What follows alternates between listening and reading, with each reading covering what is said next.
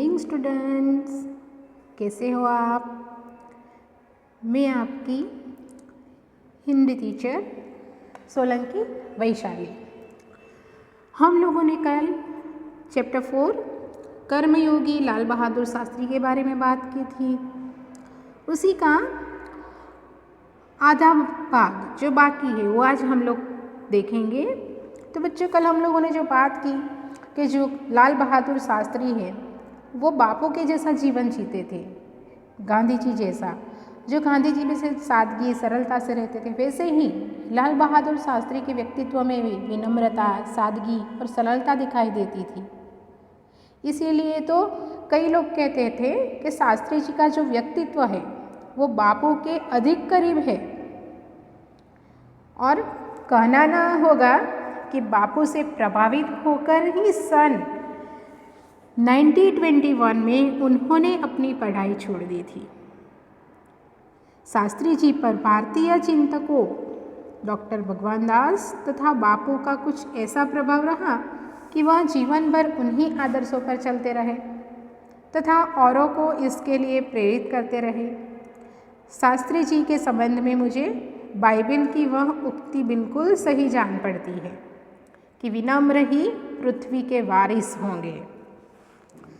लेखक क्या कहना चाहते हैं कि बाइबल की एक युक्ति है कि विनम्र ही पृथ्वी के वारिस बनेंगे। वो मुझे लाल बहादुर शास्त्री में दिखाई देता है और वो जो युक्ति है वो एकदम सही बैठती है, क्योंकि जो शास्त्री जी है वो कभी शासक न मानकर हमेशा जनता का सेवक मानते थे। वो ऐसा ही मानते थे कि मैं कोई शासक नहीं हूँ, क्योंकि आप लोगों ने देखा होगा कई सारे ऐसे लोग होते हैं जो कुछ ऊंचे पद पे आ जाए तो वो फिर अपने आप को एक महान आदमी मानने लगते हैं। उसके आगे कोई जो गरीब आदमी या कोई छोटा आदमी जाए कुछ काम लेके तो उसके ऊपर ज़्यादा ध्यान नहीं देते। लेकिन शास्त्री जी के मन में ऐसा कुछ नहीं था। वो सबको समान रखते थे। वो हमेशा जनता की सेवा करने में ही मानते थे। शास्त्री जी ने हमारे देश के स्वतंत्रता संग्राम में तब प्रवेश किया था जब वे एक स्कूल में विद्यार्थी थे और उस समय उनकी उम्र 17 ईयर्स यानी कि 17 साल की थी। गांधी जी के आह्वान पर वे स्कूल छोड़कर बाहर आ गए थे। इसके बाद काशी विद्यापीठ में उन्होंने अपनी शिक्षा पूरी की। उनका मन हमेशा देश की आज़ादी और सामाजिक कार्यों की ओर लगा रहा। परिणाम यह हुआ कि सन 1926 में वे लोक सेवा मंडल में शामिल हो गए, जिसके वे जीवन भर सदस्य रहे। इसमें शामिल होने के बाद वे शास्त्री जी ने गांधी जी के विचारों के अनुरूप अछूतोद्धार के काम में अपने आप को लगाया। अछूतोद्धार मीन्स जो लोग, कई बार हम लोग ने देखा होगा कि कई सारे ऐसे लोग हैं जो अपने आपसे छोटे लोगों के साथ अच्छी तरह से बात नहीं करते हैं, उनसे दूर रहते हैं। छूत अछूत की परंपरा जो हमारे यहाँ वर्षों से चली आ रही है, उसमें भी अभी कई सारे लोग ऐसे हैं जो इससे बाहर नहीं निकलते। लेकिन वो सारी परंपराएं बंद करने के लिए जो कार्य था उसके अंदर वो लग गई। यहाँ से शास्त्री जी के जीवन का एक नया अध्याय प्रारंभ हो गया। सन 1930 में जब नमक कानून तोड़ो आंदोलन शुरू हुआ तो शास्त्री जी ने उसमें भाग लिया, जिसके परिणाम स्वरूप उन्हें जेल जाना पड़ा। 1930 में जब नमक कानून तोड़ो आंदोलन हुआ था तब वो जेल भी गए थे। उसके बाद देखा जाए तो यहाँ से शास्त्री जी की जेल यात्रा की जो शुरुआत हुई वो 1942 के भारत छोड़ो आंदोलन तक निरंतर चलती रही। यानी कि उन्होंने जो 1930 में सब वहाँ जेल में गए, वहाँ से उनकी जो कानून तोड़ने की यानी कि जेल में जाने की जो यात्रा थी वो शुरू हुई। वो 1942 जब हुआ तब तक वो कुल 7 बार जेल गए। लगभग 12 वर्ष से अधिक समय उन्होंने जेल में बिताया था। यहाँ से शास्त्री जी की जो जेल यात्रा थी वो शुरू हुई थी 94 तक, और 12 साल तक वो 12 साल में वो 7 बार जेल गए थे। इसी से यह अंदाज़ा लगाया जा सकता है कि उनके अंदर देश की आज़ादी के लिए कितनी बड़ी ललक थी। दूसरी जेल यात्रा उन्हें सन 1932 में किसान आंदोलन में भाग लेने के लिए करनी पड़ी। सन 1942 की उनकी जेल यात्रा 3 वर्ष की थी, जो सबसे लंबी जेल यात्रा थी। इस दौरान शास्त्री जी जहां एक और गांधी जी द्वारा बताए गए रचनात्मक कार्यों में लगे हुए थे, वहीं दूसरी ओर पदाधिकारी के रूप में जन सेवा के कार्यों में भी लगे रहे। सन 1935 में वे संयुक्त प्रांतीय कांग्रेस कमेटी के सचिव बनाए गए। इस पद पर वे 1938 तक रहे।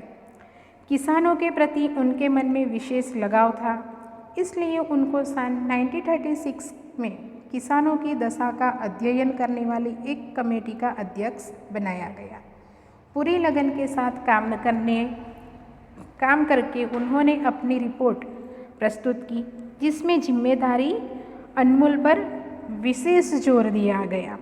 शास्त्री जी ने क्या किया, कौन से टाइम में अपना काम किया, तो वो 1942 तक तो जेल में गए। उसके बाद देखा जाए तो 1926 लोक सेवा मंडल के सदस्य बने और वहाँ से आजीवन रहे, जब तक वो थे जिंदा वहाँ तब तक वो सदस्य रहे। 1935 में उन्होंने संयुक्त प्रांतीय कांग्रेस कमेटी के सचिव बने। उसके बाद देखा जाए तो 1936 में उन्होंने किसान की अवदशा का अध्ययन करने वाली कमेटी का अध्यक्ष बनाया गया। उसकी रिपोर्ट में उन्होंने जिम्मेदारी अनमोल पर जोर दिया था। वे 6 वर्षों तक इलाहाबाद नगर पालिका में जुड़े रहे थे। तो उन्होंने अपने जीवन के दौर कैसे स्टार्ट की हुई है वो इसमें हम लोगों ने देखा।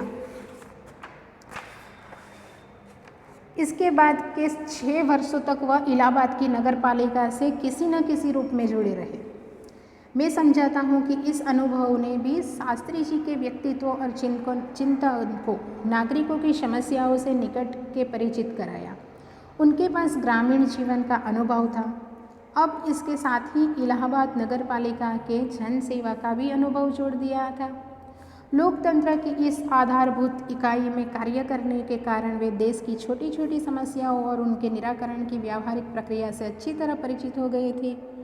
कार्य के प्रति निष्ठा और मेहनत करने की अदम्य क्षमता के कारण सन 1937 में वे संयुक्त प्रांतीय व्यवस्थापिका सभा के लिए निर्वाचित हुए।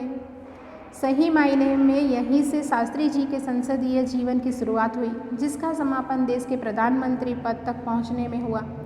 शास्त्री जी को भारतीय राजनीति की इतनी सही और गहरी पकड़ थी कि श्रीमती इंदिरा गांधी ने उन्हें अपना राजनीतिक गुरु मानते हुए कहा था कि उन्हीं के मार्गदर्शन में मेरा राजनीतिक जीवन शुरू हुआ है। इंदिरा गांधी जी ने भी उनको अपना राजनीतिक गुरु माना था और उन्हीं के मार्गदर्शन में वो राजनीतिक जीवन की शुरू हुआ था उनका। देश की आज़ादी के बाद उत्तर प्रदेश तथा केंद्र सरकार में शास्त्री जी भिन्न भिन्न पदों पर रहे। उत्तर प्रदेश में उन्हें गृह मंत्री बनाया गया। बाद में पंडित नेहरू के अनुरोध पर वे केंद्र में आ गए। केंद्र में उन्होंने रेल और परिवहन, संचार, वाणिज्य, उद्योग और गृह जैसे महत्वपूर्ण मंत्रालयों में मंत्री पद संभाला। इन पदों पर रहते हुए शास्त्री जी ने अपनी जिस प्रशासकीय दक्षता का प्रमाण दिया, वह हमारे देश के लिए एक उदाहरण है। अपने मंत्रालयों के कार्यों में उनका दृष्टिकोण अत्यंत व्यावहारिक तथा सभी प्रकार की औपचारिकताओं से परे होता था। वे अपने को कभी भी अपने पद के कारण ऊंचा नहीं मानते थे। उनकी बड़ी सीधी सी साधारण थी कि वे जनता के शासक नहीं बल्कि जनता के सेवक थे। ऐसी भावना से कार्य करने के कारण उन्हें अपने मंत्रालय में तो लोकप्रियता मिली ही, साथ ही साथ सारे देश में भी लोकप्रियता मिली। इसी लोकप्रियता का परिणाम था कि पंडित नेहरू के निधन के बाद देश ने उन्हें प्रधानमंत्री के रूप में स्वीकार किया। लोगों ने पंडित नेहरू जी के निधन के बाद उनको प्रधानमंत्री के रूप में स्वीकार किया। देश के इस महत्वपूर्ण पद पर रहते हुए केवल 19 महीने के छोटे से समय में उन्होंने जितनी सफलताएं और लोकप्रियता प्राप्त की, वह एक उदाहरण है। शास्त्री जी के सामने अपना उद्देश्य बिल्कुल स्पष्ट था। उसके किसी प्रकार का धुंधलापन या भटकाव नहीं था। वे हमारे देश के अत्यंत महत्वपूर्ण पदों पर रहे और इन पदों पर रहते हुए स्वाभाविक रूप से वे अधिकार संपन्न भी थे। लेकिन उन्होंने हमेशा आत्मसंयम से काम लिया तथा अधिकारी से अधिक कर्तव्यों को तरजीह दी। शायद इसीलिए शास्त्री जी इतने अधिक लोकप्रिय भी हो सके। उन्होंने अलीगढ़ मुस्लिम विश्वविद्यालय के दीक्षांत समारोह में 19 दिसंबर 1964 को छात्रों को संबोधित करते हुए कुछ इसी तरह के विचार व्यक्त किए थे। आपके भविष्य की मंजिल चाहे जो कुछ भी हो, क्या कहा था? आपके भविष्य की मंजिल चाहे जो कुछ भी हो, आप में से प्रत्येक को यह सोचना चाहिए कि आप सबसे पहले देश के नागरिक हैं।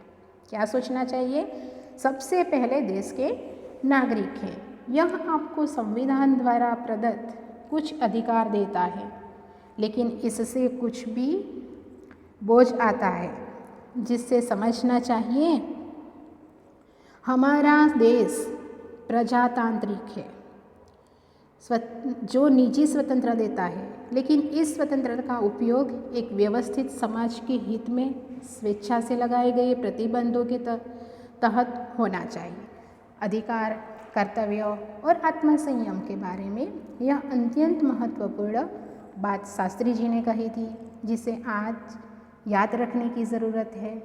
तो यहाँ पे हम लोगों ने देखा कि शास्त्री जी ने देश के बारे में कितना सोचा था, लोग उसे कितना चाहते थे, क्योंकि वो एक शासक बन के नहीं, लेकिन एक सेवक बन के सबका काम करते थे। इसीलिए उनको कर्मयोगी लाल बहादुर शास्त्री कहते थे। तो बच्चों, आप लोगों को चैप्टर अच्छे से पढ़ना है, उसके स्वाध्याय का सॉल्यूशन जितना हो पाए उतना करना है। Okay, thank you.